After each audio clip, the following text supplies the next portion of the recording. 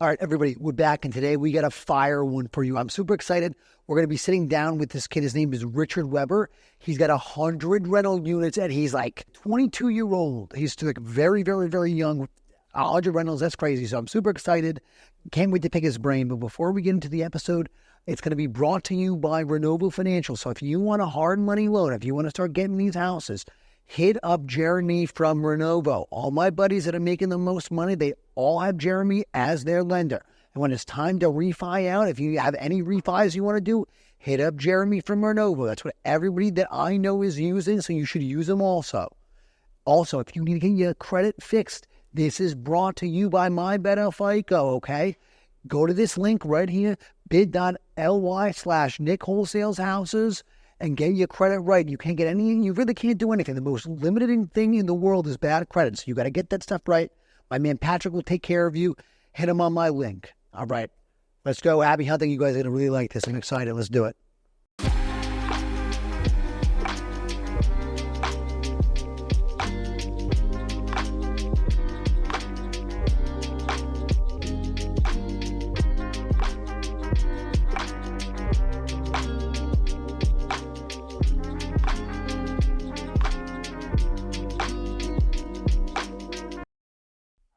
Richard, my God, I'm so happy that we're making this happen, bro. I'm like crazy excited. Jeremy was talking about you, and I like literally lost my mind. Do me a favor, fill these people in. Tell them how old you are. I'm 21. And how many rentals do you have? We're at about 140, 150 right now. Man, you're nuts. I'm so excited. And just so you know, this is the first time that we're meeting, so like I think that's so organic and nice. I'm super excited to get to know you, bro. Oh, I love it. We know nothing about each other yet. Yeah, so we get to learn everything. Yeah, I know. This is so organic and nice. My favorite episodes are like that sometimes. Yeah. But, okay, so what is wrong with you? Why you like... you are. Fill me in. Give me the scoop. I've been obsessed with real estate since I was like 6, 7 years old. My dad was in the business, so he pretty much pulled me in. He showed me everything since a young... He would bring me by the rental properties when I was 6, 7 years old. But other than that, I was on Weichert. I was always searching for houses for him. It was always a weird obsession. It was... So I always loved it. I always knew what I was going to do from a young age. I made it right past sophomore year of high school before dropping out to just work to build up enough for my first property, and then I pretty much just kept going from there. Oh, man, that is sick, bro. Oh, my goodness. That's really, really cool. So, okay, so you grew up in it. That's all you, like, you grew up in just like a real estate house, basically. Yeah. My dad owned, we have different models. Like, I like the scaling model where him and my grandpa, they owned like 5, 10 houses, but they owned them paid off in cash. They didn't, where I have the scaling model, I want tens of thousands of houses, where I watch him doing that. He owned other businesses, where my model is, I only want to focus on real estate. I want to scale it as far as I can. Okay. He's got like definitely a super old school mentality. Yeah. I see a lot of people that generation, especially like immigrants too. Like they won't have as many units, but it'll all be cash, and like your dad probably manages them all himself. I can't even say anything about him managing himself. I still manage myself now. Oh, man. It's a pain. They all have my personal phone number. They all have that. Yeah, I love you. You're an animal. But they probably love you, though. It depends. Because you know what I was just listening to? I don't know if you listen to the podcast, but Investor Lift has a podcast. Yeah. So it's the owner of him, and then and then Zach, what is his last name? The other his name is Zach, and he's got like probably 200, 300 rentals or something crazy like that. And he does the same thing. They all know his number. Yeah. He's a guy, a very relationship. It's awful.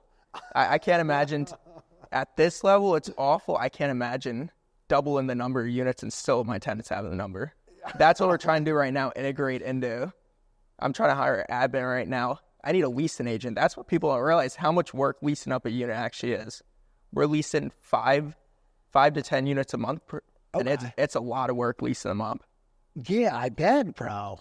Yeah, you can't just take you have the first person that goes in. You want tenants too. It depends the tenant. If they got a Section 8 voucher, I'm happy. Yeah, man. We're pretty much 95% affordable housing. Oh, that's smart. So we're in all the neighborhoods no one else will go. Oh, heck yeah. And you know what? I'll tell you, you probably get good options for deals over there. Amazing options. We're paying on 5 to 10 units. In the past 2 months, we closed about 35 to 40 units. On 6-unit buildings, I'm paying 50, 60 grand a door. And that's in South Jersey, where my average rents are 15 to 1600 a piece. Oh, wow.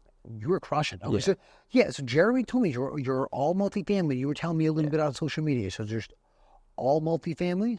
I started, my first 2 houses were single families. I bought them in cash. After that, I found in affordable housing, the single family houses are your biggest pain tenants. All of them, it's too much wear and tear. The kids trash the places. All right. The small 1s and 2s are my bread and butter. It's the older people on Section 8. The rent's amazing. They treat it like their own. Okay. And they stay a long time. I have tenants in my place that I inherited. I have maybe 7 tenants who've been in the place longer than I've been alive. Oh, get it out. Oh, my goodness. You love them. I love them. Yeah. They're amazing. Okay. Man. So what's the biggest spot that you have? The 35 units? So those are all spread out. Okay. They are. My biggest town is Millville. Millville. So it's Cumberland County is my biggest. Then we started branching off towards more like Salem County, a lot in Camden County, Gloucester. I just closed a 6-unit in Philly, and then I also have another 8-unit in Philly. Okay. What's the smallest you'll do? Probably about a 3-unit right now. Okay. You'd never look at a dupie. I bet it's 3, see you later. I have a lot of duplexes, but they're just not worth the time. Okay. Well, if I had as many units as you, I probably wouldn't be worth the time for me anymore either. There's, right now, the 5 to 10 is pretty untapped. Not too many people are doing it.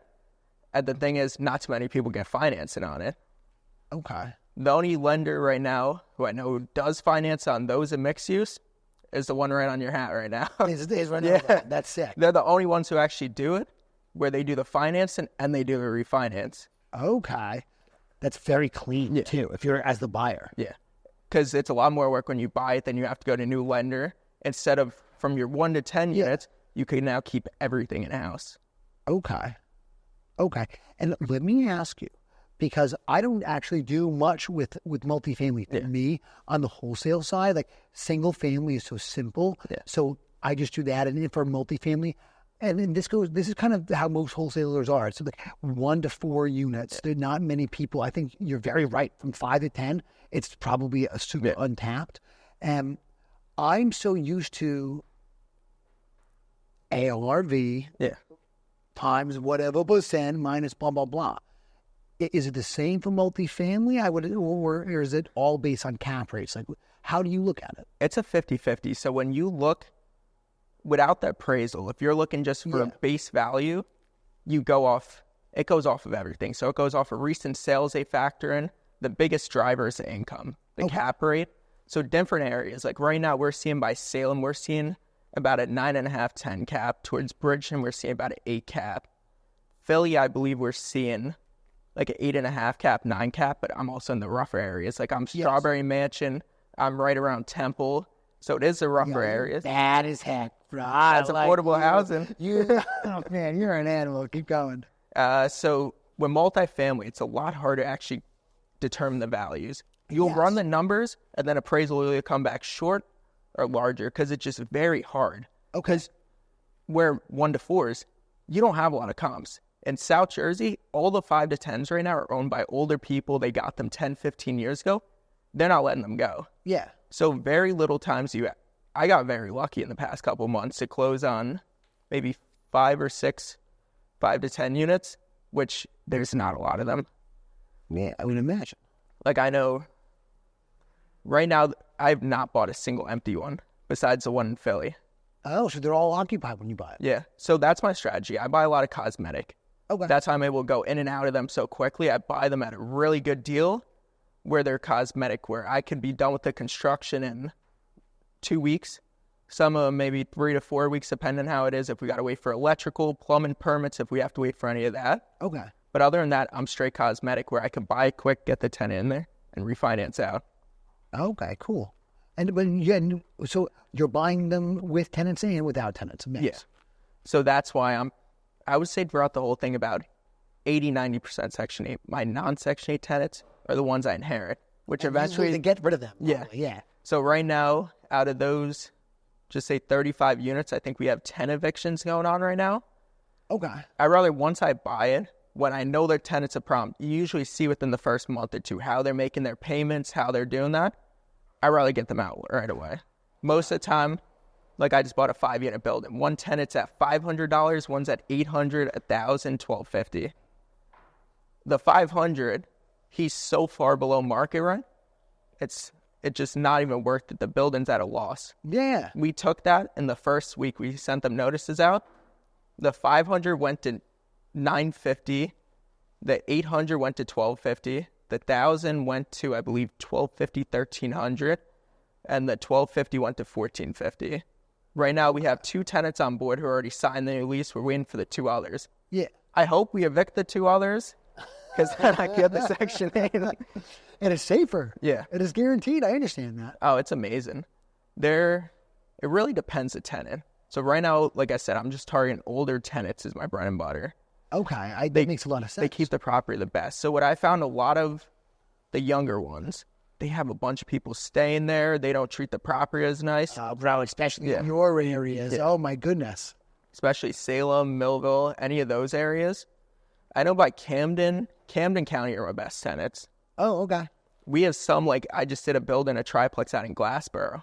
That's what people realize. I closed a triplex in Glassboro. How much do you think I'm getting for a 1-bedroom Section 8? I have no idea. $1,950. Oh, my God. My 2-bedroom, I'm getting $2,250 Section 8. Really? When fair market might be, for that 2-bedroom, maybe about $1,500, $1,600. Oh, yeah. But everyone rents to college students. So in areas that's how Section 8 works. If there's not a lot of available rentals, affordable housing, they have to up the rates. Yes. That's why you see in some areas, if you ever look at the chart, rents are ridiculous in some spots.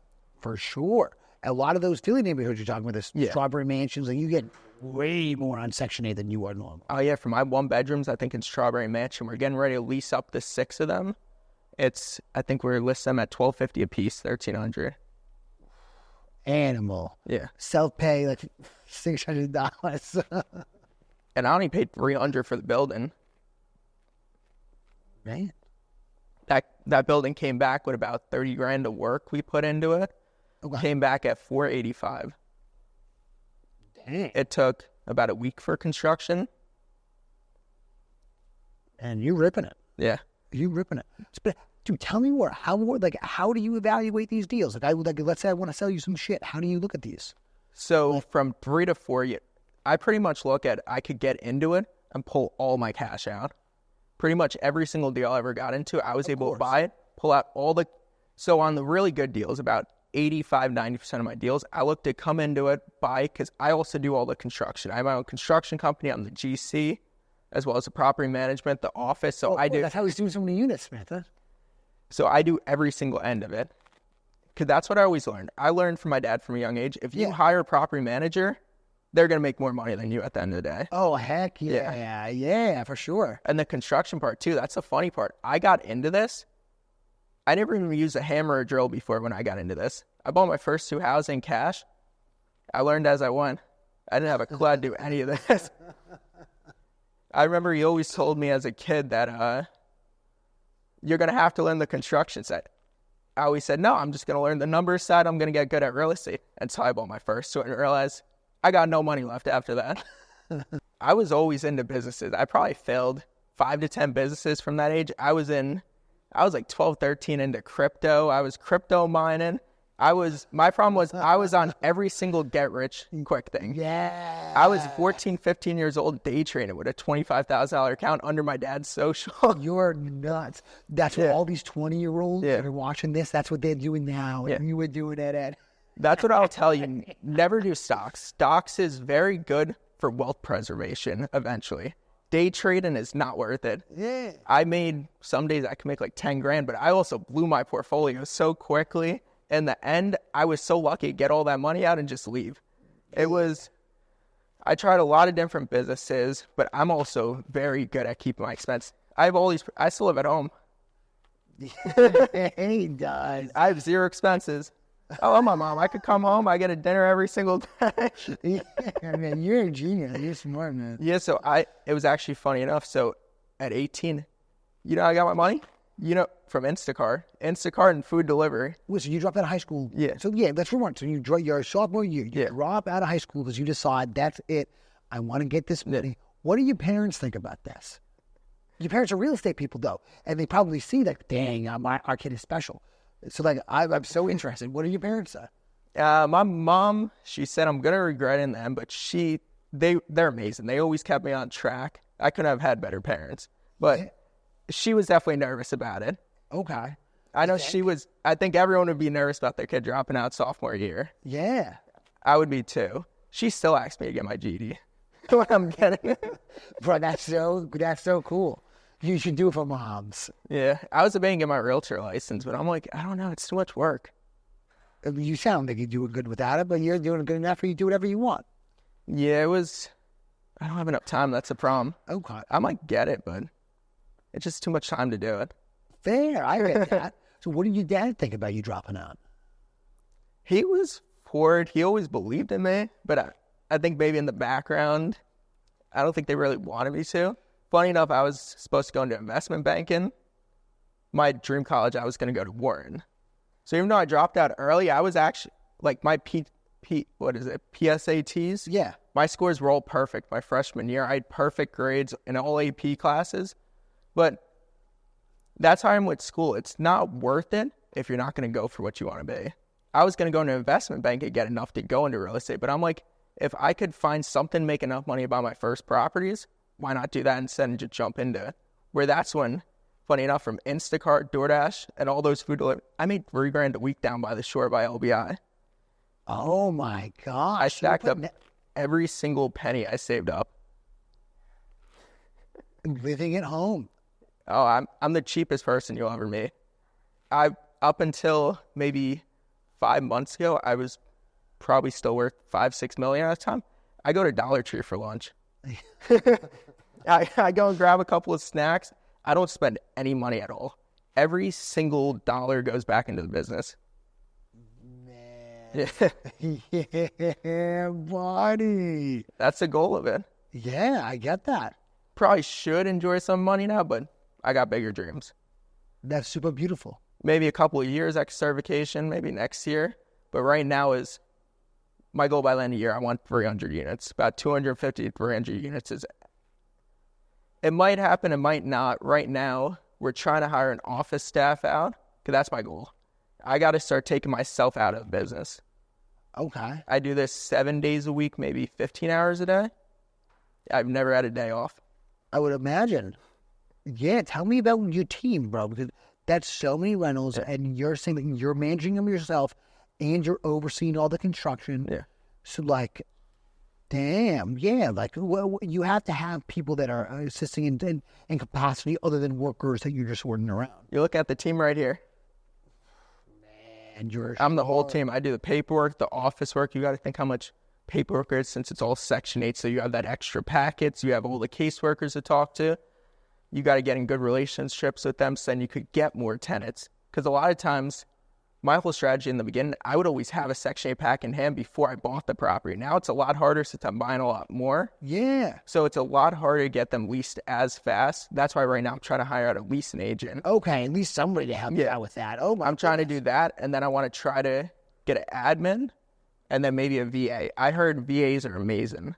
Yeah, depending on what you want them to do. But you sound so organized. I bet you would be able to manage them perfectly and have them do whatever you want. It wasn't always so organized. The funny part, the first year and a half of business, I would just pen and paper. Okay, like really old school. You a 50-year-old man, kind of. I didn't even own a computer. Super. I just got my first computer. Yeah, Robert Allione would have loved him, huh? So my thing was, I always focused on just buying, getting them rented up. I said, oh, why do I need a computer? Until I realized how much paperwork there actually was.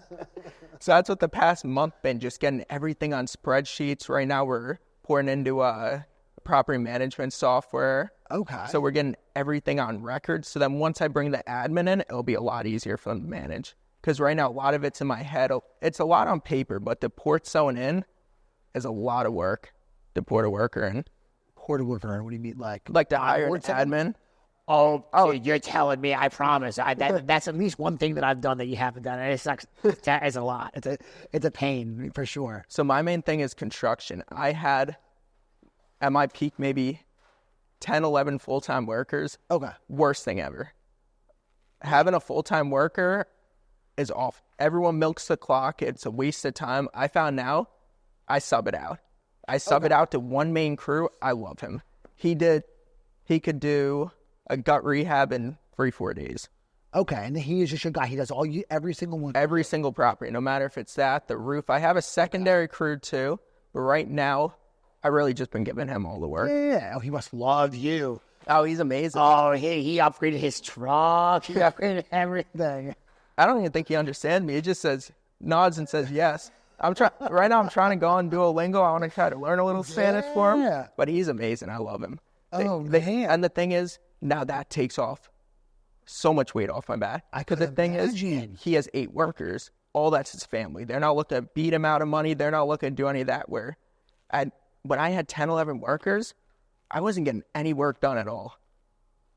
I was paying out, maybe 10, 15 grand a week in labor, and nothing was getting done. Barely an apartment a week. Oh right now, we're flying through maybe 4 or 5. I can't even buy quick enough for him to get them done. So yet now instead of dealing with 11 people, you're just dealing with him, and then he's managing 8 people. Yeah. Oh, okay, cool. Oh, so you got a team. Yeah, and then That's I have your maintenance guys. Yeah, okay. That's your main important thing.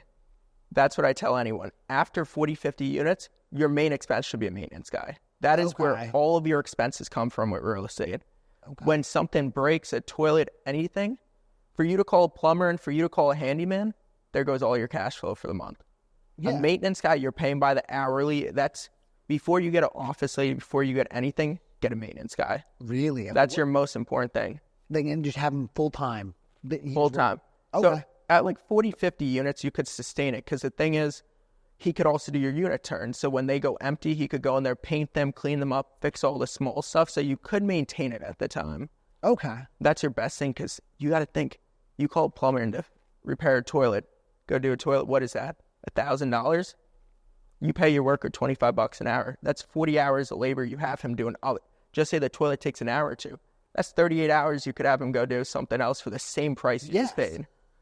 And at 40 to 50, it depends what area. So our rentals, like I said, are cosmetics. Okay. We're not coming in like some investors. We're not fully rehabbing them. We do them to affordable housing standards. We do them too. Because the thing is, you can't have any attachment to these rentals. If you have attachment to these rentals, you're going to get hurt. Yeah, you're cooked. Yeah. But the thing is, how I look at it, we're paying 50, 60, 70 grand a unit that we're collecting 1,500. Some of them are bigger units. We're collecting 2,200 a month on them because they're 3 and 4 bedrooms. For units, we're paying 50 grand a piece for. Yeah. So you're making a killer on it. But just because you're making a killer, some people think, oh, let me go out, make it amazing. The thing is, right now, with the new crew especially, the quality is a lot better. So when I had all those workers, we were doing carpet, we were doing roll down. Now we're doing, if you look at like the Philly, I'm doing one out at Bridgeton right now, a 5-bed, 2-bath inside of an apartment building. Okay. We're doing tile floors, tiles beyond the shower, we're doing LVP. The quality went 1,000,000 times better. Oh, okay. Since switching workers. That's pretty much the main thing on the construction end. And the main thing, if you don't want to do it, you still have to GC. If you hire out a GC, you're making no money in this at all. Okay. Because the rentals, you make no money off rentals. Like, as far as the cash flow, it's not really the deal, yeah. Well, it really depends. So a lot of people go into middle-class areas where you're not making anything. But the thing is, going to the worst areas, you're making, I think, cash flow-wise, like, I would just look at the numbers Jeremy sent me. On the Philly building, after refinancing out and pulling every single dime out, I'm at a 2.6 DSCR. Oh, man. Okay, for those that don't know, there's people refinancing out and being at 1.2. That's nuts. Okay. Right now, I think I'm averaging between My lower number is about $550 per unit cash flow, and that's after pulling out every single dollar, closing costs, everything. $550. My best building is a Glassboro one, like I told you. My PMI on that is about $2,900, $3,000 a month, and that's pulling every dollar out, and the building's bringing in $6,200 a month. Oh, man. You got to go in the areas no one else will go in. Well, that Glassboro one, that's a nice area, but like Millville, the Salem's, like I have some even out in Camden County, they cash flow amazing. I bought a building in Lawnside. Do you know where that is? I don't know. It's right out on the outskirts of Camden. Okay. It's a nicer area. I bought that for $200,000. I put about $15,000 into it, a 4-unit building. It's bringing in. It's a 4-unit. You only put $15,000 in. So one unit needed a lot of work. The others were just cosmetic rehabs. Yeah. One of them we left alone. That's bringing in $5,450 a month right now. At Lawnside, their taxes are amazing. My taxes are $3,400 a year on that building. Oh my goodness. Yeah. You stack them. Yeah. That's what people don't realize. Once you go into the 5 to 10, your taxes jump a lot. Like I have a building I just closed in Pennsville, a 6-unit building. My taxes are $16,000 a year on that one. Yeah. It's a lot of money. We got an amazing deal on that building. It's a beautiful building. The old owners, it was a medical facility. They dumped about $150,000, $200,000. Everything's brand new. Electrical, plumbing, siding, windows, roof, exterior steps, hot water heaters, everything is brand new about the building. Okay. I think it's really, really cool. It's in the single family or like the small multi, everyone that you like, I'm on the wholesale side, right? Yeah.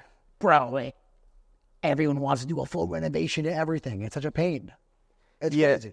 I like that. I like your style. I like that you're not doing all these full, because sometimes I'll look at it like, my boy, you don't have to do that. And they always give me such a hard time. And it blows my mind. It's Section 8 the shit out of this. What are you doing? So the problem is when you full rehab it, it's going to be in the same condition as mine in 2-3 years. If your tenant does stay that long. Man. So why put 4 times the money? And the thing is, when they're doing a full remodel, now you got to wait for permits. Now you're in 4 months, 5 months. They're all in 4 or 5 months. All of them. Where I could come in 2 weeks, 3 weeks, and I'm done, and the tenant's in there, and I'm out. It's not worth. Because the thing is, how you look at it, our appraised value is still the same at the end of the day. Appraisal, especially if you're going to the 5 to 10, appraisal isn't off condition. Appraisal is off of income.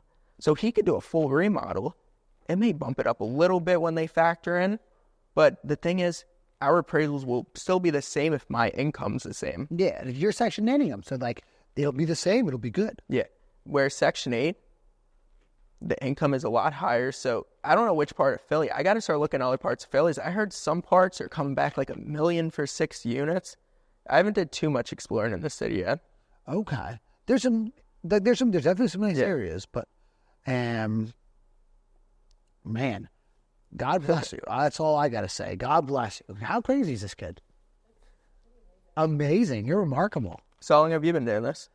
I don't even want to talk. I don't even want to say anything. I've been doing my little thing since 2020. That's wholesaling. I'll say it. I was talking with a wholesaler because I recently started dating a wholesaler too. Wholesaling is harder than investing. I will say right now, wholesaling is harder than investing. I never knew how intricate and how much work it actually was. Where she's telling me all this stuff, I'm like, I thought you guys just like dial the phone, get a deal. And I'm like, there's so much more to this. There's a lot more to this. Unfortunately, they're just gone. But there's really not in a lot of ways too. So if you want to do it on a low, like a small level, you could just pick up the phone. You know, if you try to make good money, you got to do a little bit more. So it's intricate. And it's hard because you could pick up the phone and call for days and not get anything. Yeah. That's the hard part where, that's what I was telling her. Investing, it's very straightforward. You buy a house, you fix up, you rent it, you know what's happening. There's no variables yet. Of course, everyone thinks it's amazing, but the stuff that actually goes on, no one could deal with the day-to-day. We had maybe 20 to 25 weeks apartment get flooded out this winter. We had so much stuff. Like on Monday, we had a tree come straight for our building. Hey, you were saying. With the tenant in there. There's so much stuff that actually goes on a day-to-day. Is she okay, by the way? Yeah, they're okay. They're in there right now. Okay. The tree was on there. Red Cross said they weren't paying for a hotel. Really? So they were on there. The tree was on there. So the problem is the roof, the roof truss got cracked, the sheeting. So good for me. I'm getting a brand new roof. We're redoing a lot of the siding. We're redoing a lot of windows. So they got a brand new apartment. Oh, for them too. They just took something crazy for it. The good part is brand new apartment. You know what that means? They're on month to month. You're done. Oh, it's fun. You got to come to court next month. It's just going to be like 10, 15 court cases. In a row. Yeah. Maybe I'll come and film it. I'd rather rapid fire them. Oh my goodness, that's nuts. Heck yeah. That's a good part of it. But yeah, no, so most of my properties, funny enough, everyone thinks you have to go off market. Everyone thinks you have to do that. 75% of my properties are on market. Oh, get out. And you're buying these big multifamilies on market? So some of the multifamilies, like I just put a 7-unit portfolio together. That was from one of my buddies. Okay. One of the 5 units I just closed is from one of my buddies. But the other ones were just on markets. Man. Okay. You just got to lowball enough. You wait for it to be listed. And the thing is, these properties that I'm buying and still being able to pull out every single dime, people don't look on market. Everyone's just off market. Yes, you're right. Yeah. I've done so many on-market deals, so I think it's so cool that you talk about this. Please, keep going. That's the thing. There's so many deals on market. That's where the motivated sellers are 90% of the time. And They that's want to sell. They're having it in everyone's face. Because most of the time with the on-markets, like my Philly deals, I bought the 6 and the 8. I paid for an 8-unit Strawberry Mansion $280,000. Oh my goodness! How much a unit is that? I can't. I know you're good at math in your head. It's about what, $35,000 a unit? 35, and it'll rent for $1,250 still. Let's go. $35,000. And was it occupied or was it vacant? Fully empty. It was fully empty. We're and putting needed full renovation, probably. Cosmetic. Still just needed cosmetic. Pretty much cosmetic. Some roof leaks from being empty. Some electrical work. We're updating the electrical in the building, so that's where we're at right now with the permitting process. Okay. We're upgrading the service in there. But other than that, it's just going to be straight cosmetic. So once the electrical and plumbing is done, we'll be in and out of all 8 units in about 7 days to have all of it done. Oh, my goodness. Really? So they're smaller. They're 1-bedrooms. So it's a lot quicker to get them done. You come in, you sheetrock. It's the plumbing. We do tiles in the kitchens and bathrooms and living rooms, and then LVP throughout. Okay. How much do you think per unit it'll cost? So we're looking at for all 8 units with labor and doing a new flat roof.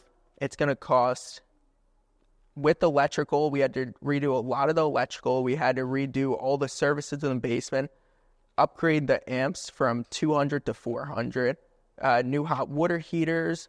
They're electric heaters, so that's a lot cheaper. I love electric baseboards in the smaller units. Oh, bro, in Philly, the electric baseboards are huge because they don't attach that to you. They attach it to them. If it's all electric, that's just with them. Oh, it's amazing, and it's so much cheaper when they break. Think about how expensive an HVAC system is when they break. HVAC, now you need a license to get it installed. You're running $4 or $5 Electric baseboard breaks. Run to Home Depot. What is that? With the thermostat, $90.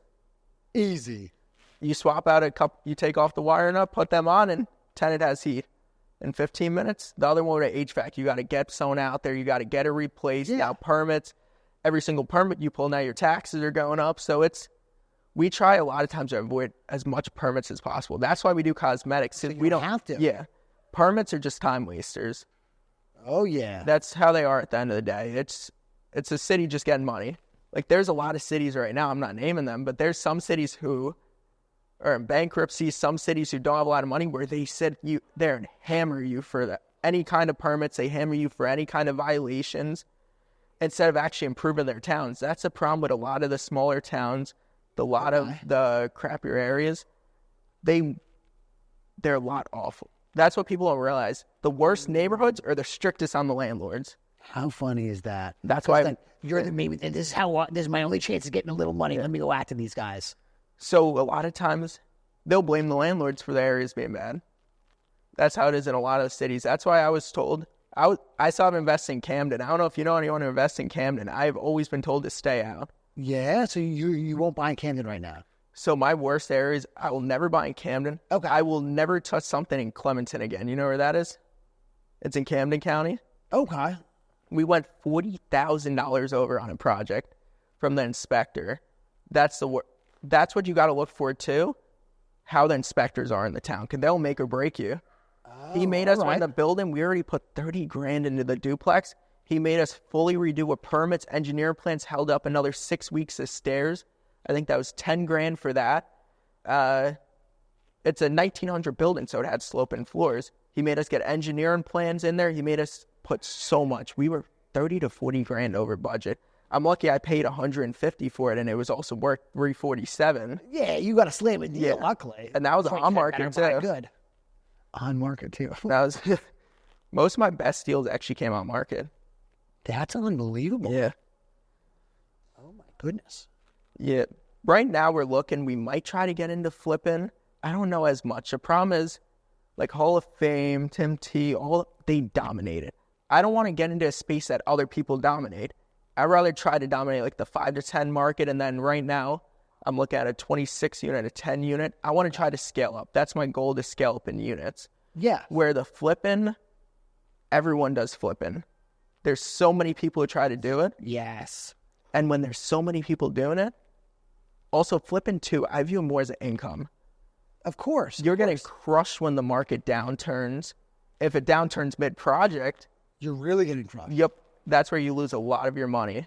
That's why I never got into flipping, because it's also a lot more work. You got to now cater to a homeowner. You got to cater to it's a lot nicer. It's a lot of work. You can't cosmetic flip it. You can't cosmetic a flip. It's too much work to do that, because no one will want it. It's risky.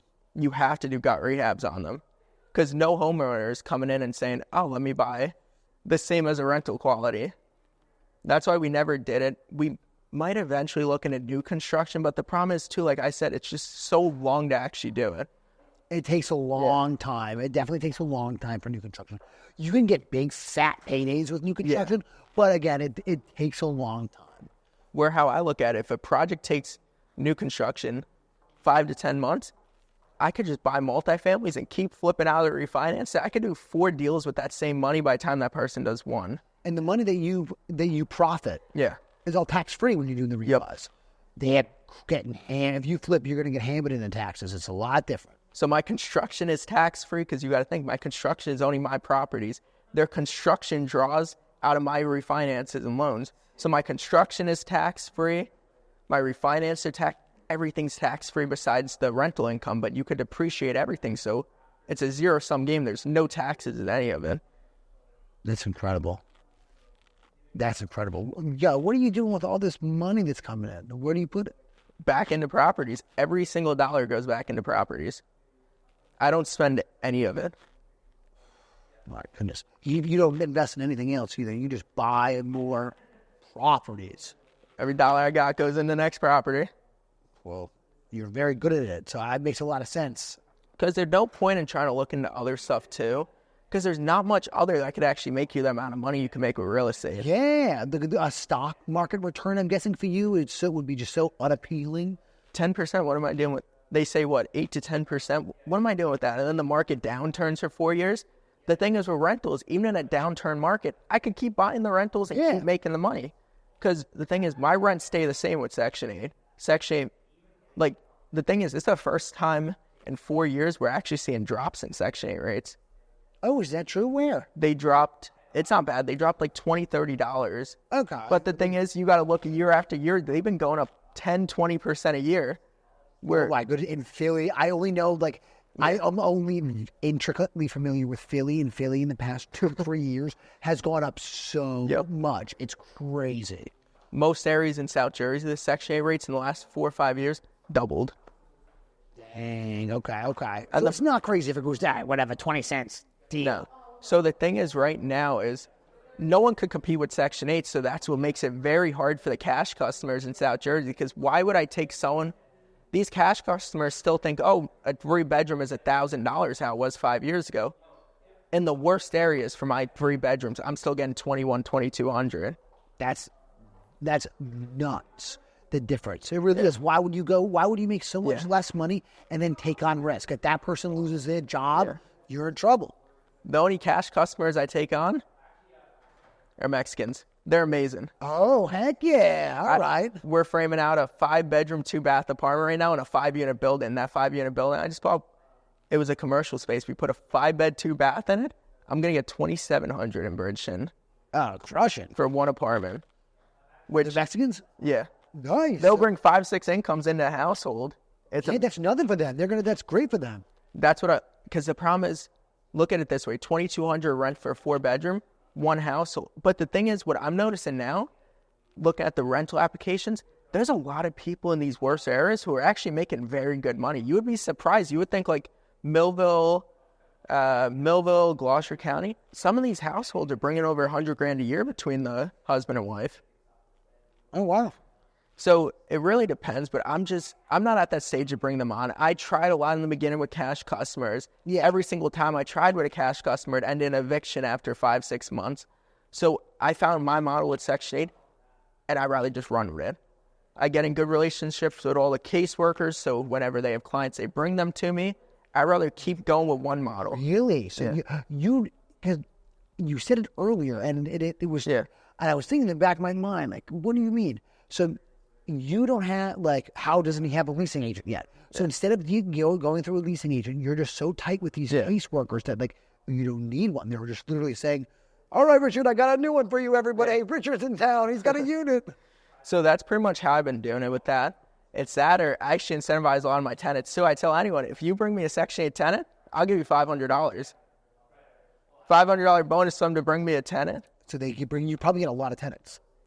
That model actually doesn't work as good. I was hoping it worked a lot better, but maybe one day it might, but a lot of them, I don't know. I don't think they want to make that $500. Okay, take less. If someone told me $500, I would have did that for doing no extra work. Yeah. And half the time you got to think these people have under $1,000 a month income. So I'm surprised some of them haven't. Yeah, me too. What are you going to do? Yeah. And, oh my goodness, you're going right to them. So if somebody wanted to copy your program, what would they do? Like if it's like, let's say a building is occupied, like what is a good cap rate to you? Like, how would you evaluate it really quick? So I really don't go off a cap rate. I look how much I'm actually going to make, because cap rate, I don't really care for it that much. I care, I'm an income investor. I want to be able to plow my money, and I want to actually make money, because I'm not owning a building that I'm not making money on, where most people own a building where they might make a couple $100 a month, but they say, oh, appreciation. I don't care for appreciation. Appreciation isn't money in my bank account at the end of the day. Yeah, it's not real. So you could get appreciation and income at the same time. That's where you go in the worst areas. You can't go in the good areas if you want money. That's what I learned. Or the money's made in the hood, baby. It is. Yeah, buddy, that's a fact. You got to be in there all day, and it's fun. It makes your life more entertaining. With the break-ins, the squatters. It's more exciting. It is. It's so fun. It's the action. I love it. That's the fun part. I didn't knock on some wood. I don't know how I ever got robbed yet. That's okay. You have good energy. They're not going to mess with you. I drive a big pickup truck. I drive a 350 Platinum. Is that nice? I don't know anything about I was driving a $100,000 truck through the ghetto all day long. Yeah. No, I haven't been bothered there. Most people are scared to go there. If you stay out of people's business, you're all good. Oh my goodness, yeah. And you know what? As soon as they realize you're a real estate guy, we coexist. It depends. Like the building I just bought, I went there for the first time. They tried selling me drugs. Oh, that's okay. And they liked you. Yeah. So that's what I learned from my dad too. They'll like you said, bother the landlord. No. What drug dealer would bother the landlord? Because then you're going to get them evicted and kicked out of their spot. Yeah. We had to do that in the past. I had to stay away from that block for once evictions are filed, I don't go on that block for the next 2 months. I don't risk it. You never know how people are going to react to it. I go to evictions sometimes, but I try to stay out of it because you never know how that tenant's going to react. Okay, that makes sense. Like I had a tenant pull a gun when a cop was walking past. There was a lot of times in these areas. I'm lucky nothing happened yet. My mom, I feel bad. I give that lady a heart attack. You tell your mother about this? Because I go to some houses, I'm not telling my mom. Oh, they got pissed. I walked in Camden. I walked in abandoned crack houses so many times. Mattresses on the floor, crack needles. Like properties we're rehabbing. I'll come in there mid-rehab, and you'll just see in the corner crack needles. It's crazy. I had what happened? I had I'm trying to think of the word. One lady broke in and had, it's not an abortion, but in the living room when the unit was ready to be rented, she just broke in a crack at it. So many stories. I started out, my real estate journey was actually very funny. I ran around, I bought my first houses. I ran around with crews of crackheads. Why? I was so cheap. I was paying these people $40-$50 a day to work 8-10 hours. They were on roofs, nodding off. How bad was the work? Oh, it was awful. I probably had 5-6 of them, and we were just running around. We were knocking. These your first 2 houses? How old are you? Like 16, you said? No, I was 18. 18. But I was running around. That was for like the first 6 months. So I'm like, I can't do this anymore.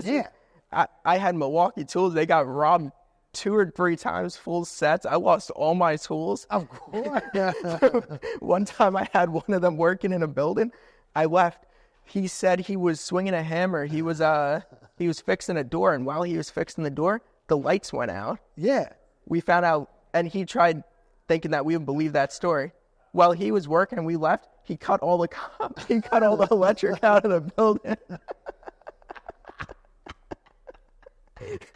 And tried saying that someone cut it while he was working.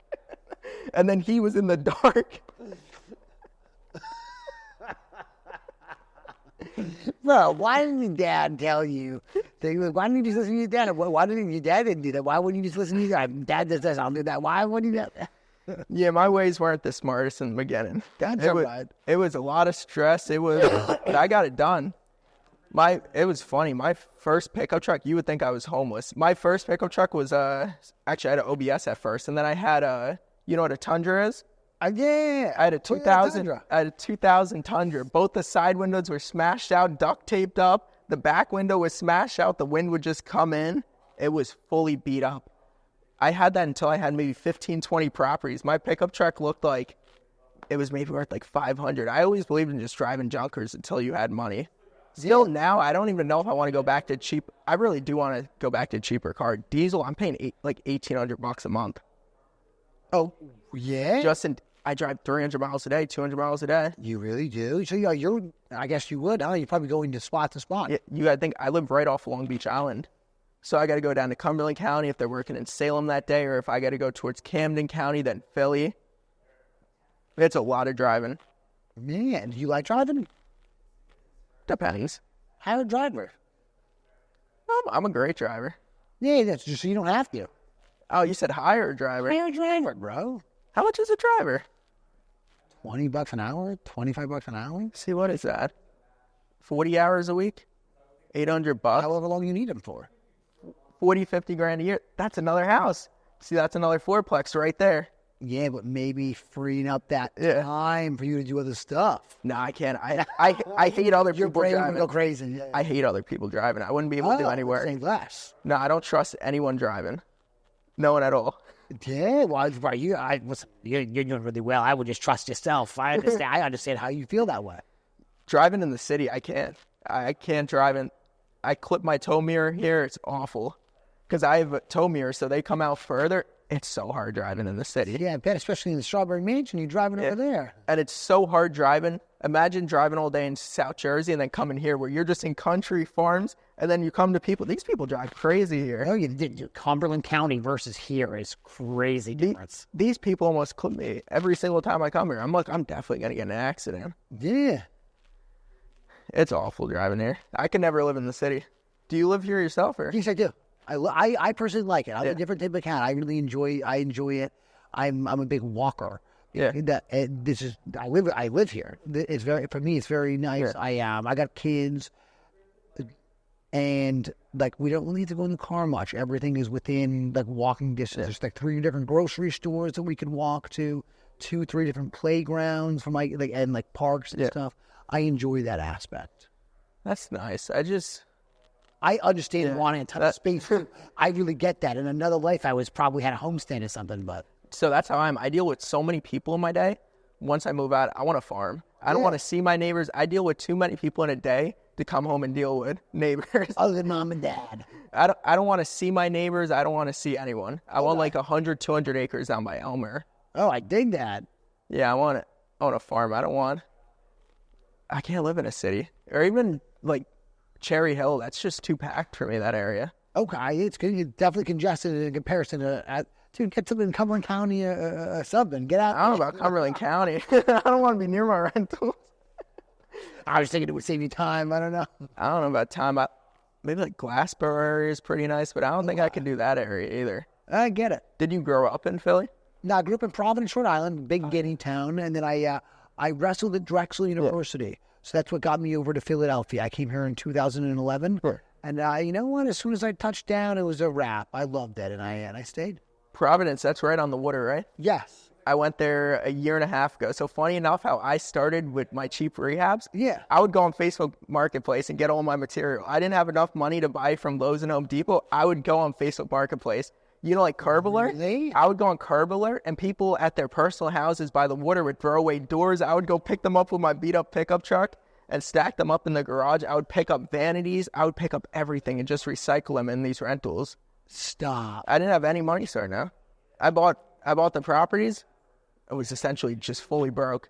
So you got to learn. After you bought them, you were broke. And think, oh shit, I got to fix these up. I don't have any money. Yeah. Even after that too, I did that for the first like 6 months. And I actually drove, funny enough, to Providence. I drove there with a U-Haul to go pick up siding. Someone had siding and windows. Used siding and windows, and I drove there. It was like, what is it? I think it's 6-7 hours away. Yeah. So I drove there. I got siding. I did that so much. I drove for ceiling tiles. I drove to Baltimore to go get them. Oh my goodness. Now you're buying them. You know, you go to Home Depot now. We're at Lowe's. We're spending maybe $15,000 a week at Lowe's right now. $10-15,000 a week. Oh, they love you at Lowe's. Yes. It's amazing. Everyone's man. You could do it over the phone. You could do it on the app. And the VSP saves so much money. Have you ever tried that before? No. I don't. I just wholesale for the most part. You save after $1,500. Some orders I get 40% off, 30% off after you hit that. It saves so much money. It saves so much time. I don't got to go on Marketplace anymore. I don't got to go pick up free. Yeah. But you got to do what you have to do in the beginning. That's what most people don't get. If you want it hard enough, you'll do what you got to do. Yeah. You don't start out with money. Like, the thing is, I don't know, because I'm one where I never say I want to change the past, because that's how your future is right now. But if I bought them maybe with hard money, I could have maybe been a lot further. Took that, just say $140,000, $150,000, and put into hard money and one with loans. But you never know how it's going to be. Because a lot of times people go with hard money, and that's where they go with the budget. And I bought a lot of properties from foreclosure like that. First-time investors who do very nice rehab, but run out of money halfway, and that's when I picked them up at foreclosure. Okay. Where I got to learn the basics without a lot of rush. Because you weren't worried about paying off a lender. Yeah. You own the whole thing. The first while, I didn't make a lot of money. So I bought those first 2 houses, funny enough, at the same time. The second one had a squatter in it. I didn't get that guy out for like 5 months. You want to hear this story? So I bought that property with him in there, the squatter. He had squatters' rights, so I didn't have money to take him to court, none of that. Old guy named John. We fixed up the house around him, so we would rip up the carpets and leave his little recliner in the living room. We fixed up that whole house while he was still living there. And then at that time, he was cool with you? He let you? Yeah, and then at that time, we moved him to another rental property that we still had to fix up after that. And that guy was psycho. We'd be working. You worked with him, though. You moved him from spot to spot. So he would just start staring at this guy, screaming, "Oh, Jesus!" What? He was psycho. He didn't even own the house. So we bought the house at foreclosure. He lived with his buddy. His buddy died, and it was his buddy's house. They lost their foreclosure. So I didn't have the heart at the time. That's the main thing which people have with rentals, which I learned. You can't have a heart in this. This is a money game. This is a no relations game. If you have a heart in real estate, you'll get killed by your tenants. 96% of them are professional tenants. They will know how to play your emotions. They'll know how to play you. If they don't pay rent, that's what I learned. File for eviction right away. Yeah. Where in the beginning, I would wait 4 or 5 months. And at the end of the month, I would have no money because a lot of the tenants weren't paying until it really hit me. I'm like, I'm making no money. Why am I doing this? Why do I have a heart? Why am I being nice to these people? When in the end, none of them pay. And those are the cash tenants I inherited. Yeah. So the good part was I was Section 8. So I always loved Section 8. So that's what my model was going into this. But I bought those first 2 houses my first one, I put a cash tenant in there. And then the second one, while it was empty, and then once I got that rented, that was a Section 8 tenant. The problem is the first cash tenant never paid on time. He was always a month behind, 2 months behind. But I was always praying on that money to help me pay for bills at the time. And it would never come. I got lucky because that tenant who was paying the $2,000 a month for the second building, that covered my first and second mortgage. Nightmare tenant. Half of them are nightmare tenants. But those, that helped pay my mortgage. I got some good money off that second house with this crazy guy in it. Yeah. Whole basement full of comic books. Every single comic book you could imagine. You sold the comics? I didn't make much off it. Maybe like $3-4 grand. But you sold them? Yeah. Oh, man, you're hustling, bro. So any amount of money is... And then my third house, I bought that one in cash after the first refinance. Oh, I got held up 4 or 5 months at. I had a crackhead rewire it. I paid $1,000 to rewire a house. The city came in. I'm like, I'm gonna pass this because we put in a new box and got a permit. So we got the permit for the new box. He came in. He said, "Okay, so you got the permit on the new box." He looks up and sees all Romex. It took 4 to 5 months to find a company to vouch for it. I got lucky. I found a company who put their name on it and fixed the work for $3,000. Yeah, so I took that, and then I started hitting that refinance. I found a lender who would do, so you know there's LTV, loan to value? Yes. I found a lender who would, awful lender now, but CLTV of 90%. Hey. So they would do 75% on it, and they would let me do a seller second of 15%. So I went from having those 3 properties to I found a guy and off market, a 9-unit portfolio. I bought off him for $519. That recently came appraised at about $900 to $950. I bought that, so I went from 3 units to having 9 units, and that's pretty much what I found. And I'm like, why keep buying these singles when I could just stick with the multi and grow so much quicker? And I bought those with mostly tenants, and most of those tenants I bought it with, I bought a cash flow right away, so that helped me a lot more. Yeah. But the problem was I bought that at the 90% CLTV. I wasn't able to refinance out of it for a year and a half. So that money was trapped there. So now it was more getting, because at the same time was when I got caught up with the building I tried with the electrical. So I hit the refinance on the first and the second one. And then I couldn't refinance the third one because I couldn't get it finished because the electrical was off. We got caught with the Kraken. So then I bought that 9 unit and I was just held up for cash. So I was pretty much, it was a solid maybe 3 to 4. There was a lot of hiccups. That's what I say. The true thing in business, you have to know you're going to fail so many times. But between being a winner and a loser, you have to learn how to win from those fails. Nowadays, I still lose. You will always lose in this. I lose. Right now, it's a lot more prevention because after you lose, you learn how to prevent it. You can never fully prevent it. So it was very stressful in the beginning, but I learned maybe a year and a half in, never worry about stuff you can't control. And that will take away 80% of your worries. You still have worries in business. There's still going to be stuff thrown at you, but eventually you learn how to be quick with it. You learn how to, most people, they get problems thrown at them and they run away. That's the main thing with real estate. The main thing too is everyone thinks real estate is so hard. It's very easy if you jump in and get your first property. That's the barrel. Everyone's scared to buy their first one. If everyone would just jump in and buy their first one, you'd have so much more people in real estate because once you buy your first one, you realize how easy it actually is. It's not this crazy thing that you have up on this pedestal that's so untouchable to do. It's a very simple model. You just buy the house, you fix it up, you rent it, refinance, and you keep going. Yeah. There's no rocket science to this. There's no, where everyone thinks it's a very confusing thing. It may suck dealing with tenants, but if you want the money, you have to. Yeah, what do you want to do? That's how it works. There's no elevator in this life. You gotta, like, what the heck? There's steps. You gotta take them. There's no passive income. That's not a real thing. Nah. If anyone's looking to get into real estate, you have to realize passive income is not even close to real estate. There's no such thing. I've never heard of anybody that thinks that. So what real estate is, there's so much stuff that could go wrong. You're dealing with a whole house. So there's so many components of the house that could go wrong every single day. That's what people don't realize. They think, oh, the rent. And you see a lot of these people talking about the rent and just say you make $300-400 extra every month, like I was saying before. Look at it. One heater goes. What is a heater now with an HVAC guy to get in there? $4 or $5 grand. Your cash flow is $300 a month, $3,600 a year. You don't make money for a year and a half on that property now. That you make money on the appreciation, but the thing is, You don't see that in your bank account, like you said earlier. Like, it doesn't fucking help. where just say on a 4-unit building like that one in Glassboro, where I'm netting $3 grand a month, 3,100. Yeah. A heater goes $4 grand. That's a month and a quarter. I'm not seeing that. And what I found too is where I didn't do that in the beginning. I wasn't swapping out heaters. I wasn't doing any of that. So much easier to do it beforehand. I heard that from a lot of people, and I'm like, why spend this money now?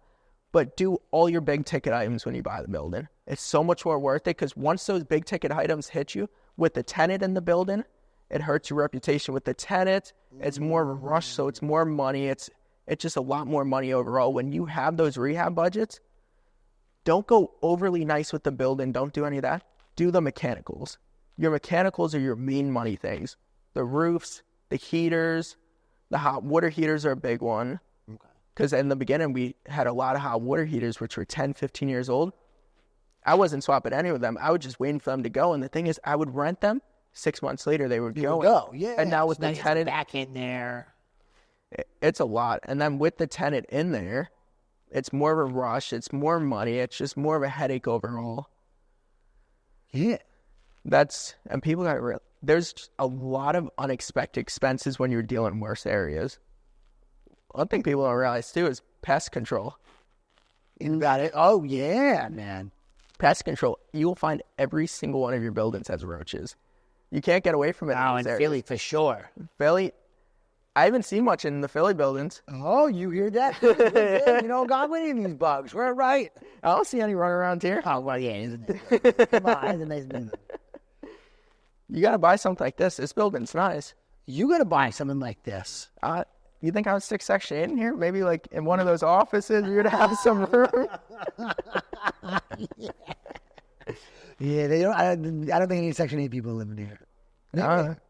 Maybe this place. I gotta get an apartment here. This place.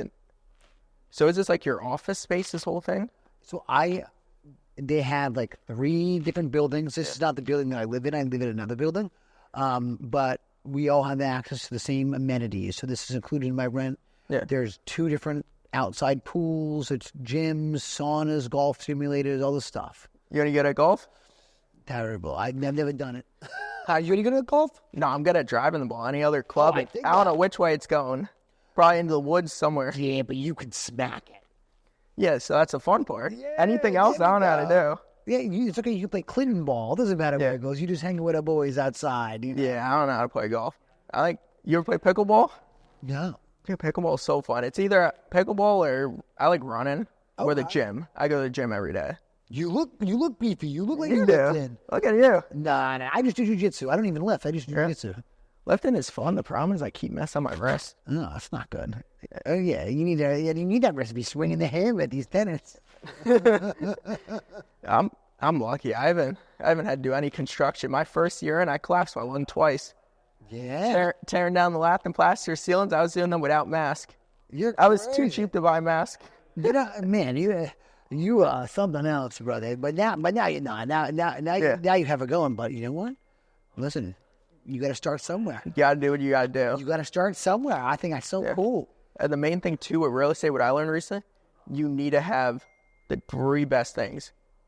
Besides contractors, construction, all that, you need an amazing lender, you need an amazing title company, and an amazing appraiser. Those are the 3 things that will make every single deal. Okay. And will let you grow at a much quicker speed. And Jeremy's your lender. Yeah. Yeah, Jeremy. Shout out Jeremy. Yeah, I love him. You want to do? Him and the team. Oh yeah, and they finance it for you in the beginning. Like you get the hard money, and they refinance it. Yeah, so they do the hard money. They give you the funds to fix it up. Yeah. And what most people don't realize with the hard money too, a lot of people get into the fix and flip, and they don't know you have to do the work to actually get the money. So that's where you see a lot get of reimbursed. Yeah. A lot of people get into it. They don't know any of that, and they're like, "I don't have the money now to do the work." That's what I want to let a lot of people know, because most people don't actually know that. I talk to a lot of people. Dude, you actually have to have money. Yeah. You really, really do. But the thing is, you're also buying them a lot cheaper. You're buying them 10 to 20%. Like, I have so much under my belt to Renovo, we could close with under 10% down. Because you have your work. They see how much fucking how much you have. So you put less than 10% down, then plus closing costs. Yes. And then the 100% of the rehab is reimbursed. Yeah. So right now I'm closing a 7 unit. Okay. That's right next. It's a 4 unit and a 3 unit. I'm paying $470 on it. So I'm going to be at about 9 to 10%. So just say 10%, 47,000. 2 appraisals. So they're about $900 a piece. So 1,800. It's about a point and a quarter. You of course have your processing fees. You have your title fees. You have insurance holdbacks. Well, not as much insurance. You got to pay your upfront. That's what people don't realize too. When you're dealing with hard money, you have to pay your upfront of insurance before closing. Most people don't budget for that. So for that building, just say my insurance is $6,000 for the year, $5,000. I got to pay that upfront. Oh wow. There's a lot of stuff people don't factor. Where maybe for that 7-unit building, I'll bring $80,000 cash to closing. But now I have 7 units. 4 out of 7 of them are ready. 3 out of 7 need maybe $4 or $5,000 to work total. All they need are paint jobs, and they're ready for turns. And that's in a high demand city where there's a lot of Section 8 tenants, but not a lot of available rentals. Okay. So that one we're gonna have a very easy time getting that lease. I'm hoping once I get that and the tenants kicked up to market rent, my project on that I believe was, I think it was 11 or $12,000 a month gross revenue on that one. Dang. All right, and then you wait once it gets stabilized and refinance out. So I'm paying $470. I might put $10,000 into it. Just say about $30,000 closing costs, 20 on back end, because you got closing costs on the front end and back end. That's what I factor. So about $50,000 for that, $470 for buying it, and just say you throw in another $20,000 for fixing it up. Just say $490, another $50, so just say $540. Yeah. That building fixed up is worth about $700,000, $700 to $725,000. Okay, and then what else? Like when you refinance out, we're doing about 75%. That's what most lenders are doing. Yeah, we're about 75%, and we're at about 7.6 interest.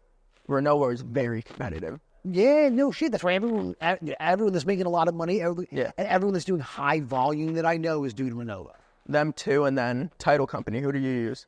It depends. In PA and Philly, I do Prosperity Abstract. Wait. Shout out Prosperity. I love Lexi and Maria. They're awesome. Right now in Jersey, I use Pittman.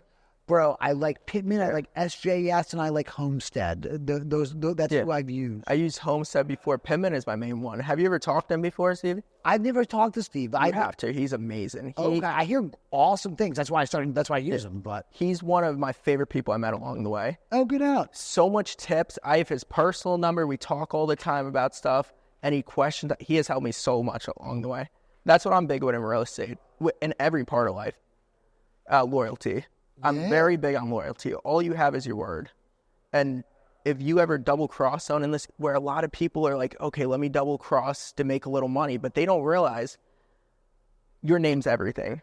Yes. You have to, loyalty and trust are the main things in real estate and even life. Oh my gosh, 100%. Yeah. That's what I'm big on. He's an amazing person. Okay. And they're great to work with over there. But yeah, that with the lending side, they're a perfect combo. There you go. I know. Yeah, because I don't know who I work with. I work with them in PA too. Yeah, that's where we closed the PA deal. With Pittman? Yeah. Oh, okay. Because they do New Jersey and PA. It's easier than finding 2 title companies. I know my first one in PA. I closed with another one up in maybe, I'm not too good with the towns here. It's outside of Philly. Yeah, and then trying to think. I bet I get. No, for me, the wholesale side is all dependent on the buyers. When I have a PA deal, they always want a PA title company. Yeah. Same thing with Jersey; they always want a Jersey title company. And I can usually there's two places in Philly. I like Prosperity, and PA in general. I like them, and then my buddy Dakota's got a company. So both of them I like. It just depends. But it's I sometimes am at the mercy of the buyers. You know, if I got a fat deal with you. You're not giving enough for the title company. I don't care. Yeah, you can have whatever title company you want, my guy. The same with insurance, too. Insurance is an amazing... You know Zachary Cooper? No. I don't know if he's amazing. Okay. I had that problem at the beginning. My first insurance guy, the deals were never done on time. Yeah. We were the days of closing, and the insurances just weren't ready. Oh, that's stress. And no one actually factored out how important your back-end team is. Because those are the people who make or break the deals. Like the people over at Renova on the back end, they're amazing. Yeah. They're making sure that it's closing. I know when we had all those deals going on, I think they were working. I feel bad for them. I really feel bad for them. But I know they got it done. It was a lot of stuff, but most people don't realize that. Like if you were going with another big lender, Renova is the biggest lender who has the best personal service. They have the best rates. They have the best personal service. Where I tried other big lenders, it was awful getting in touch with anyone. My last lender, we would be a day, 2 days from closing, and they would be ghosting everyone. The title company, everyone. It was, and they're a huge lender. And the thing is, I was closing so much. So you would be, that's the crazy part. You would think they would, Yeah. oh my God, Richard, whatever you want. Yeah. No, I couldn't even get them on the phone. That's crazy. I couldn't get, and they lost that big of a custody too. yeah. Because I know I met Jeremy at an event. I met him at a bowling event for a Phil. I met him. Phil. Yeah, I met him, I think it was a year and a half ago. And he's like, you got to try it out. I'm like, I'm with my current lender.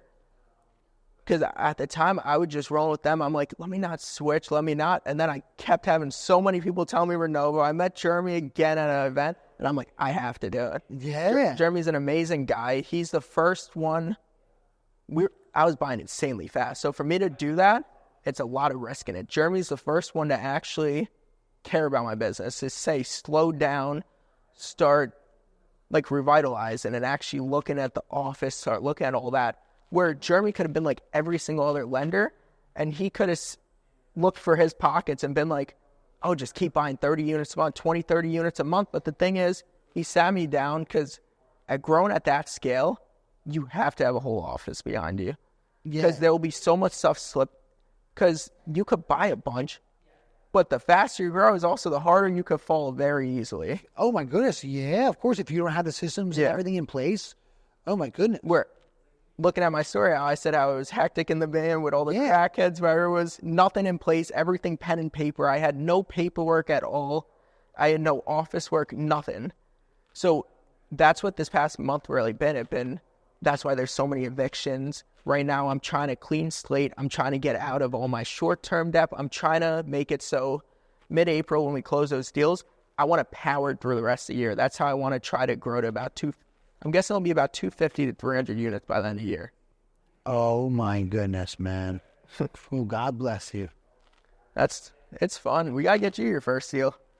Yeah. Where are you thinking, Philly or Jersey? Philly, probably. Single family or? You know what? We got to get you a 6-unit building. You know what? Why get a single family talking to you? Maybe I get a multifamily. There's a lot of them in Philly. I just haven't fully tested the market. You know what I found out? For Section 8, I have to go I have to take a class in Philly. Yes. I never knew knew that. that. Sit all day for a class. Yeah. Yes. I'm like, I don't get that. Because why? It's not a privilege. It's a privilege. I'm taking their Section 8 tenants who are causing me headaches. Yeah, they should be happy with you, but they make you dance. They definitely make you dance here. But I don't understand. For me, I am worried about just getting my wholesale business to exactly where I want it to be before I add on another thing. I've tried to grow too quick before, and I fell. I fell 2 different times, grow and biting off more than I can chew as far as like the growth without having the systems in place. And I did tumble down, and luckily you did it. You had the right people in your mind. You were set up perfectly. That wasn't the case. I mean, I went flat broke twice before I actually figured it out. Oh, I did too. I had 10 workers. No one realized it. I talked to other real estate. No one realized around the journey how many times I've had $0 in my bank account. I've had $5 million in assets, but I have had dead broke where I would just stay up and I'm like, how am I actually going to pay this? No one realizes how cash broke most investors are. When you're in growing mode, you are very cash broke. That's why he's putting me on break, because he's the only lender actually. Put you on the bench. Richard, you my boy. I want to make money with you forever. You're sitting down right now. He's the only one who actually looked at me and said, you have to do this if you want to grow. But the thing is, that's a solid guy. Oh, Jeremy's amazing. He's all around stuff. Because like I said, he could have just looked for his pocket and just kept closing a bunch of deals, but he looks for the future. He's He's an amazing guy to have in your corner. Heck yeah. He could have just had to keep buying, knowing that they were going to take it back from you and then go on to the next guy. Where most lenders would have did that. Yes, that's what Most lenders I don't. know. I've never found, I dealt with 5 or 6 lenders in the past 2.5 years. All of them are awful. I've never found a good lender that I used so far. The ones before that, you know what my DSCRs were when my first lender ever on those first 2 houses? What? I was at a 10% on a 30-year. Oh, my goodness. But the problem is, I was closed at a 9-unit deal. They trapped me in that deal. I couldn't do anything. But you didn't know any better. I didn't know any better, and the thing is, I had to get that deal done. That 9-unit deal where I was going from 3 to 12, I needed to get that deal done. I was not going to another lender. I was already a month and a half past closing. I love the guy for letting me do that. Where any other guy would have just took it somewhere else. If he held that a year longer, that the area jumped. I don't know if you noticed the price in South Jersey, how much they went up in the past year. So I've only been in it for about a year. Yeah. And so I got in it while it was high. So I didn't see the big jump. I walked across I went across Ben Franklin, and oh my goodness, these guys are buying high over here. They're making money. It's a lot of money, and especially in the worst areas, prices like if you look down in Millville, you could have got duplexes any day. Well, I'm not as lucky as some of the investors. Some investors were able to buy them 8 years ago for like $5,000 a piece, $10,000 a piece. Thing is, like now 4plexes, 3plexes are listed for low to mid 3s and 4s now in Millville, where you could have bought them a year ago for $100,000, $150,000. But whatever, you'll buy what the market is paying. I will buy whatever the market is paying. My main thing is if the income's there. If the income's there and I could pull my money out, I'm happy. I don't care if it's a downturn market. I don't care the market. I will find an area that I can make money in, because there will always be an area you can make money in where people are scared to go into. Facts. That's how it is. I'm finding out a lot of people are scared of Philly. Like, I started buying some in Salem. Oh my God! Let me tell you something. I don't mean to interrupt you, but as a guy who sells deals, what you hear from everyone: I don't buy in Salem. Yeah. I don't buy in Cumberland County, and you're buying like that's so cool. I love that you buy in these places. So that's where the money is. Yeah. Where everyone else is scared to go into, that's where the money is. Because most of the time you'll realize most of these people aren't making a lot of money. You're not in Salem. Like, I bought a 6-unit building. I paid $310 for the building. We fully rehabbed 3 of the units. 3 of them were already rented, which we're doing rent increases actively on. That building at pro forma is going to bring in, it's $1,250 a piece, so it's about $75. We add washers and dryers and basements, so it's about $7,800, $7,900 a month. I paid $310 for the building. The money's there. Like, I just paid $170 for a 4plex there. $170 I paid for that 4plex. It came back at $275. Are you buying any bad deals? Because it sounds like you're only buying Hammonds. There's always good and there's always bad. So right now I'm actually dumping off one of my bad deals. It's a duplex actually on the outskirts of Salem. I bought it. A lot of problems with septic. I don't deal with septic much. I hate septic. Oh my gosh. Yeah, that's what I told you. I don't like awful. anything that delays me. Anything that delays a project, I don't like to do. Like right now I'm getting 2 septics put in. I bought, this deal in Atlantic County, a trailer park, a 5-lot trailer park. I paid $100,000. You bought a trailer park? For $100,000 on seller finance and $20,000 down, and he held the $80,000 for 2 years at 7%. That trailer park, once I'm having septics put in it right now. Once fully stabilized, I'll put about $100,000 into it, so I'll be $200,000 all in. Those trailers are Section 8 in. They're 2 and 3 bedrooms. I'll bring about $10,000 a month off that park. $120,000 a year gross off a $200,000 investment. And the park, I think it was at an 8 cap. It's going to be worth I think it was like $600,000-$700,000. That was one of my best deals. It's still, and surveys just came back today for that one. So that one, I'm hoping to have that one done in about a month, 2 months. Jeez, and it's a very hot market. That's the hard part where most people wouldn't touch that. That's a long project. Most people don't touch trailer parks, where I'm going to have a very hard time. I'm going to hold that in cash. It's very hard to find a lender to do that. There's not too many lenders. They won't do it? They won't do trailer parks. All right. So you're going to hold it in cash, but you got the cash. So I'll have that one paid off. I only have $200,000 into it. I think $12,000 a month I'm bringing in. That's crazy. Taxes are $3,000 a year on it. Take them. Yeah. Take them. Who cares? You know what I mean? Fucking let me breathe, whatever. I don't give a shit. And they're trailers, so they're very easy. Very easy to rehab. How much to do a full renovation on a trailer? Tiles, LVP, new kitchens, new heaters, maybe 10 grand a trailer. 15 grand a trailer. It's very cheap. They're 3 bedrooms, 2 and 3 bedrooms, but they're very straightforward. They're very easy layouts, where that's why I don't like single families in a lot of these crappier areas. Because the problem is with these single families, you're getting very big Victorian homes. You're getting people say, oh, let me find this. Oh, my Section 8 tenants will love these big 3s and 4s. But think about when those tenants actually live in there, how much they have to break. A lot. So Those little units are good. those little units are very nice. Like, I know there's a lot out by Woodbury, some three bedrooms you get for 800-900 square foot. Like, those are the only kind I'll buy. I'll buy ranchers because they're very nice. They're straightforward. 1 floor. Yeah.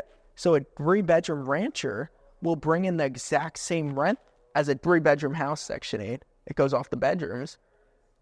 So and a lot of times the ranchers are way newer. The problem is with buying the older houses, what people don't know is the windows. Jersey is very strict on lead paint now. So it's a lot more work. So a lot of them, like Salem, I just had to swap out 37 windows in a building. It's expensive. Yeah. You don't think about that, but the units, they add up. There's a lot of horror stories. So I have a property in Salem right now at 3. We bought it. We started all the pipes. We left it. Every single pipe cracked in the building. And we were already done with the renovations. It's just, there's so much stuff in real estate. Like last week I think I had 11 move-ins on the 1st. I had the day of the Section 8 inspection for the tenant to move in. We walked into the unit. You know the vanity sinks, the 2 knobs? One knob popped off and the water shot up and it did that all night. Flooded out the unit, flooded out the bathroom. We had 3 to 4 workers in there for 6 hours till inspection, got it done for inspection. Oh, man, it was probably through the roof. Like, they had like 3 pre-workouts. We had to fully redo the bathroom. We had to do so much right before inspection, and we passed it. The living room had 4 to 5 inches of standing water. Oh, my God. It was 7 a.m., 8 a.m. I was in there with paper towels, toss them on the floor. Yeah. But we got that one done in time. There's a lot of them. That's what people don't realize. It's a lot with inspections, because Section 8 now, you got 2 sets of inspections, 2 inspectors that have different criteria. So what we go off of, we mostly go off of Section 8 inspections, because people think Section 8 is worse housing, but the inspectors are actually stricter than township. I've only met 2 townships who are stricter than Section 8. Section 8 is actually very strict. They test outlets. They check everything. Yeah. That's where good. townships don't check anything. Okay. 80% of townships don't. We just had a fully done apartment in Pine Hill. We failed for 38 items on a fully done apartment. Oh, my goodness. And then towards the end, the inspector told me, she's like, I'm surprised anyone bought in this area because how hard it is for investors.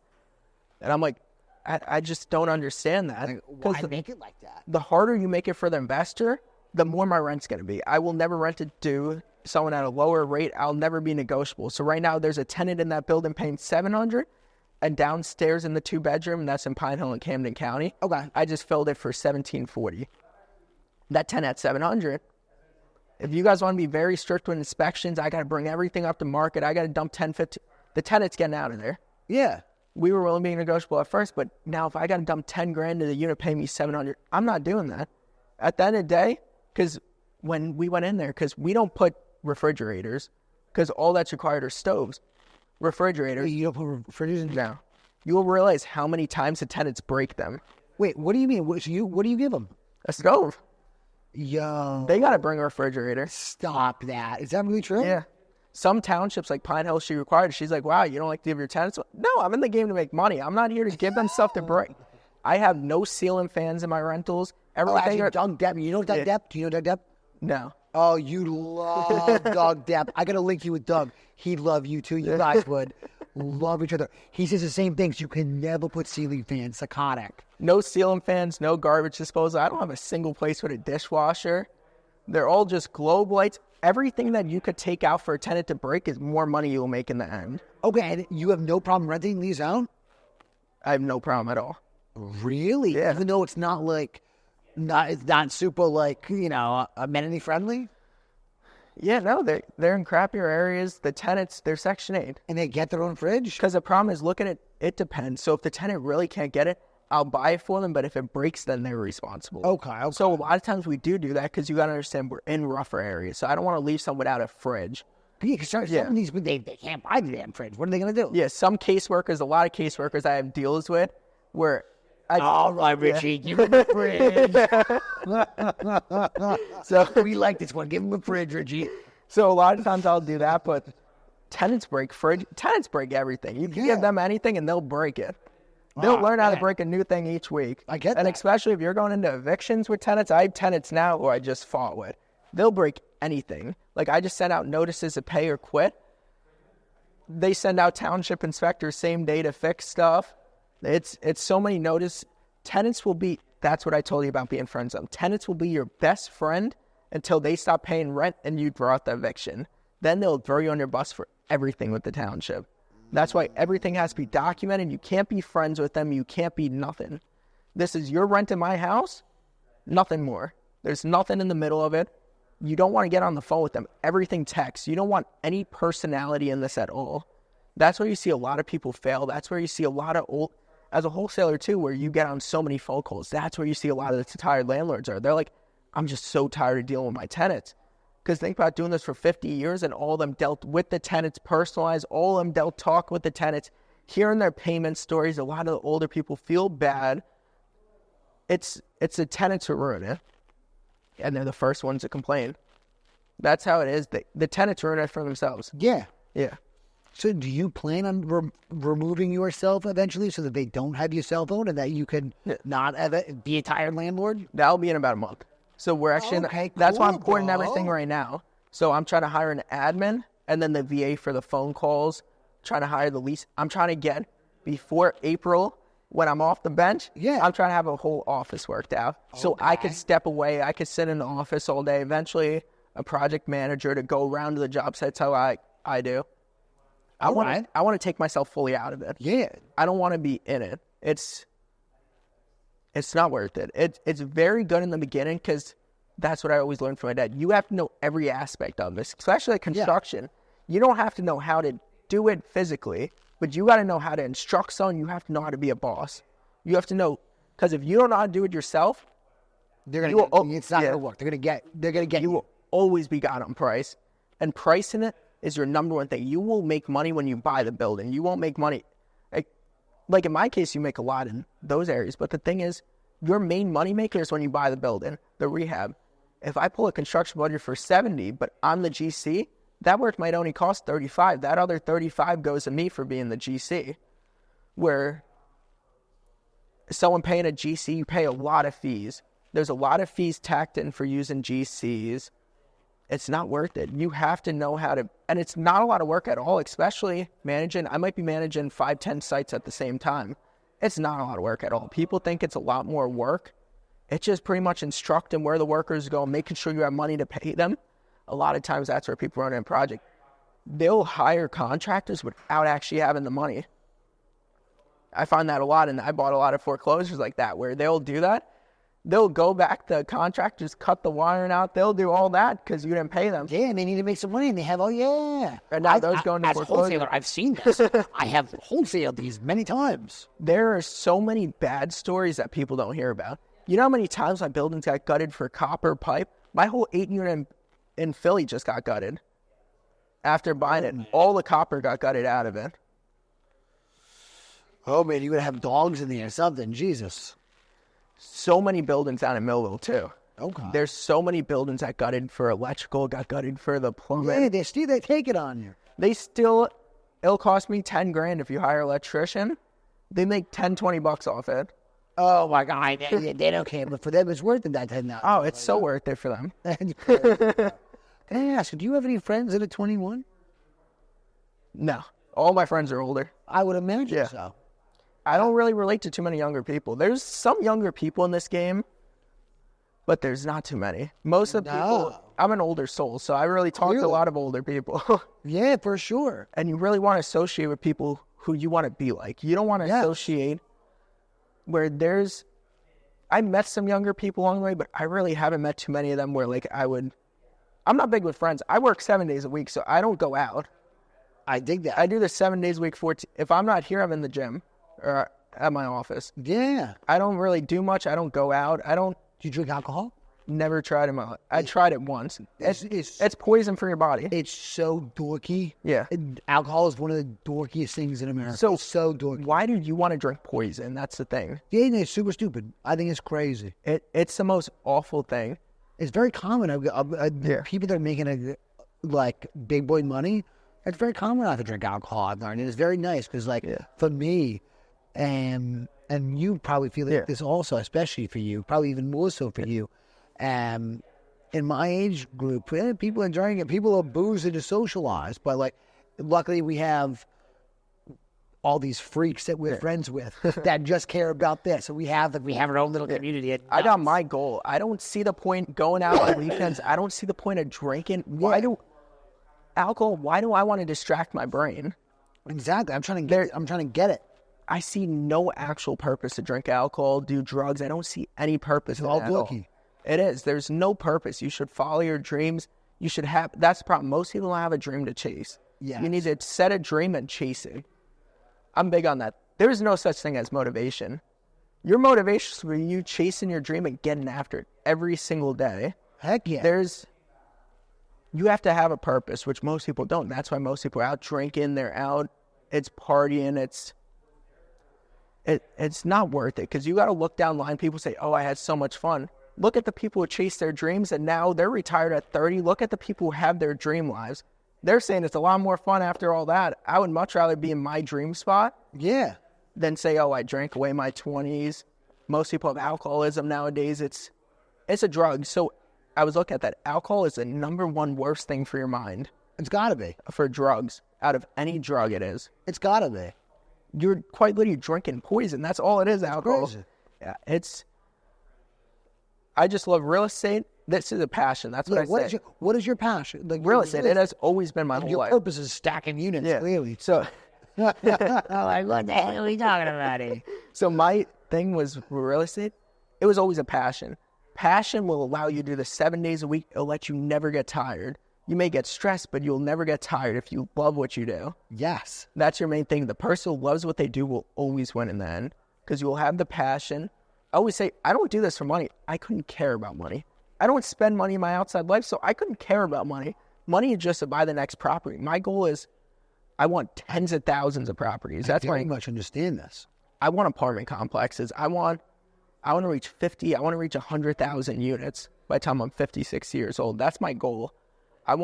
So my goal by 30, I want $1 billion under management. It's going to be very hard, but I got to jump into apartment complex. Like in my second year, like at the end of 2024, I believe my assets under management were about 15 million, 20. I'm hoping to end this year. My goal is about 50 million in assets under management.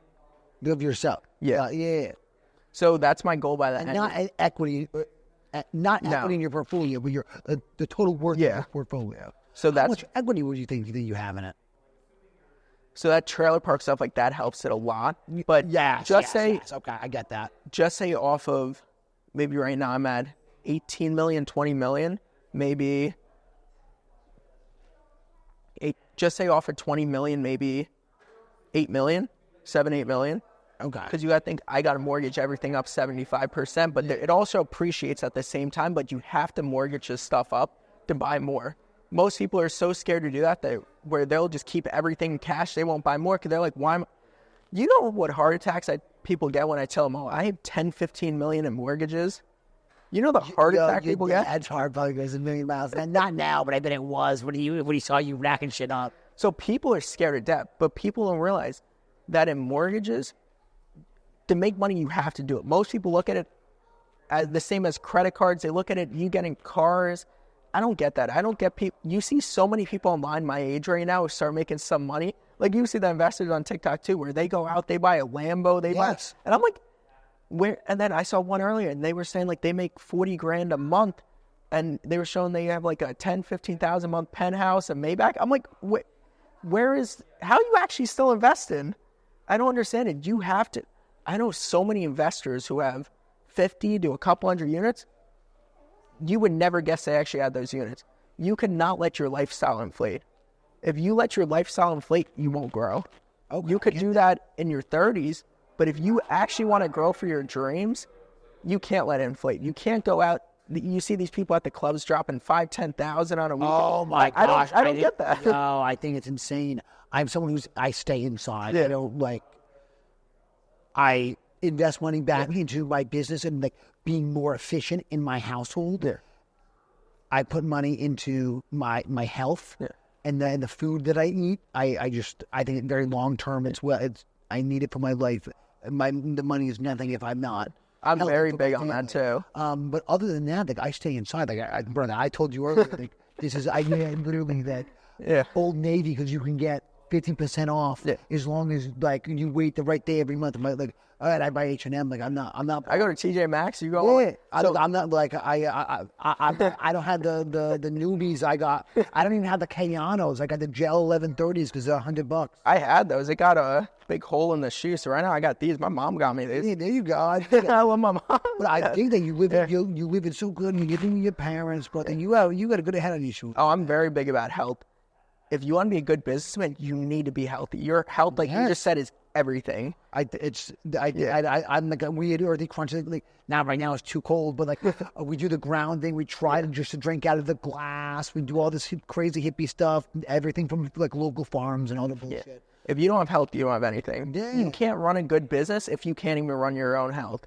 Yes. Because what are you going to do when you get put into the hospital? It's very big on business is going to be cooked, bro. You're not going to have the business. You got that stroke. No, and I loved your TikToks. I was watching them. I remember when you were saying about the 9 to 5, that's why you stay home to get to see your family. That's the goal with all of this. Yeah. Where I think that was the other day where you were saying that, like, imagine someone actually going into the office, not being able to see their family all day. That's crazy. That's a goal with all this. You want to be there, watch your kid getting raised. You want to be there with your wife. Yeah. That's a goal behind all of this. Money doesn't come close to any of that at the end of the day. No, and the chicken says my kids are young, right? Yes. My daughter is 8 months, and this will weigh heavier on you when you start to have your own children. Yeah. My daughter is 8 months. My son he's 3 years old. This will be the last year that he's not in school. I have my son a couple days a week, and like me, and like bro, with my son's mother, I have a beautiful relationship with and stuff. But like, bro, it's really cool. I've been able to like. Those years, like they're like from 0 to 3, that's when you get to spend the most time with your kids. And like my daughter, I'm with her every day. And when she's 4, she's gonna be in school. My son, when he's 4, he's gonna be in school. But like my son's mom can call me at any time, and like I'm just fully available for him. And like I just say, it's so beautiful for me. And I like that is like people don't realize it, but like most people at that age, most men, they miss that entire time. And I get every day, but it's beautiful. And then you bring him around to, like when you go on a wholesale deal to go check them out. I saw a couple of videos of that. That's my boy. I'm getting emotional just thinking about it. Like, let's say I have him like 2 days a week or like 3 days a week. Every day he's with me. He goes to see a house. Yeah. He makes $5 a house, just so like usually me, like I had someone that drives us around, like because like he's my and like he's just my assistant for my house, for the house and stuff, and like maybe like my like best friend will be with me or something, and like it's just good for him to know like okay, he goes and does the house thing, he gets in the car, he gets something green, and all the boys gas him up, so like socially like that is what's cool, and then he goes to the gym and he works on his takedown, so he can be a fucking animal. That's how I'm gonna be. I'm doing the same thing my dad did to me. I'm going to have all investment toys. My dad, I was going to be 8 years old. He had me counting like 30, 40 grand in cash up. I was amazed. So he molded me into the business, which I love him for. He's amazing. He helped me so much. But that's what your parent, he helped me all along the way. Anything I ever needed to know. I learned a lot online, but he was pretty much always there for me. Bro, I want to have your parents on the pod. They did such a good job. It's unbelievable, G. Yeah, he's amazing. But yeah, but my man, I get zoned out. I'm tired. No, it's all good. We've been living this for a little bit, dude. I know it's been a bit. Yo, Richard, thank you so much for coming on. I appreciate it. Oh my goodness, it's been my favorite conversation I've had in a long time. Yo, Alec, how juicy was this one? We ran way over. I'm so glad that Dude, that was so good. I'm so jacked up. All right, everybody, you are welcome. That's all I got to say. Happy hunting. Let me tell him. Happy hunting. Let me hear it. Happy hunting. Yeah, everybody, let's go.